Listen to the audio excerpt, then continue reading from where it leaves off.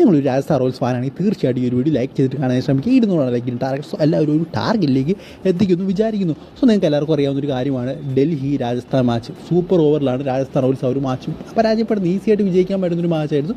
Super ഓവറിൽ പരാജയപ്പെട്ടു എന്ന് തന്നെ പറയാം. സോ അവസാന ഓവറാണ് ഇതിൽ ഏറ്റവും കൂടുതൽ നിർണായകമെന്നായിരുന്നു പലരും പറയുന്നത്. അതിൽ കുറ്റം പറയുന്നത് ധ്രുവ് ജുറലിനെയാണ്. 11-10 റൺ വേണമായിരുന്നു അവസാന 6 ബോളിൽ വിജയിക്കാൻ. സോ അതിൽ എടുക്കാൻ പറ്റുന്ന ഒരു 2 റൺ ഉണ്ടായിരുന്നു, അത് എടുത്തില്ല എന്നാണ് ആരാധകർ ഇപ്പോൾ പറയുന്നത്. അത് എടുത്തിരുന്നെങ്കിൽ രാജസ്ഥാൻ റോയൽസ് വിജയിക്കുമായിരുന്നു എന്നാണ് പലരും ഇപ്പോൾ പറഞ്ഞുകൊണ്ടിരിക്കുന്നത്. നിങ്ങൾക്ക് എല്ലാവർക്കും അറിയാം, ധ്രുവ് ജുറൽ ഹെഡ്മെയർ ആയിരുന്നു അവസാനം ഉണ്ടായിരുന്നത്. എനിക്ക് തോന്നുന്നു സെക്കൻഡ് ലാസ്റ്റ് ബോളിൽ 2 റൺ എടുക്കാവുന്നൊരു സാഹചര്യം ഉണ്ടായിരുന്നു. അത് ഹെഡ്മെയർ ഓടിയതുമാണ് തിരിച്ച്. അപ്പോൾ ധ്രുവ് ജുറൽ പറഞ്ഞു വേണ്ട അവിടെ തന്നെ നിന്നോളൂ എന്ന് പറഞ്ഞു അദ്ദേഹം ഒരു ആംഗ്യം കാണിക്കുന്നുണ്ട്. സോ എന്തായാലും അങ്ങനെ കാണിച്ചു കഴിഞ്ഞാൽ പിന്നെ അടുപ്പിച്ച് വിജയിക്കണം, അതാണ് ചെയ്യേണ്ട ഒരു കാര്യമെന്ന്. പക്ഷേ അത് ധ്രുവ് ജുറലിനെ കൊണ്ട് സാധിക്കുന്നില്ല എന്ന് തന്നെ പറയണമായിരുന്നു. സോ എന്തായാലും ഇഷ്ടംപോലെ വിക്കറ്റ് ഉണ്ടായിരുന്നു, 6-7 വിക്കറ്റുകൾ ബാക്കിയുണ്ടായിരുന്നു. സോ ആ ഒരു സമയത്താണ് ആ ഒരു 2 റൺ എടുത്തു കഴിഞ്ഞാൽ ഒരു പ്രശ്നവും ഉണ്ടാകാൻ പോകുന്നില്ലായിരുന്നു. സോ അവിടെയാണ് ധ്രുവ് ജുറൽ റൺ എടുക്കണ്ട എന്ന് ഹെഡ്മെയറിനോട് പറയുന്നതും.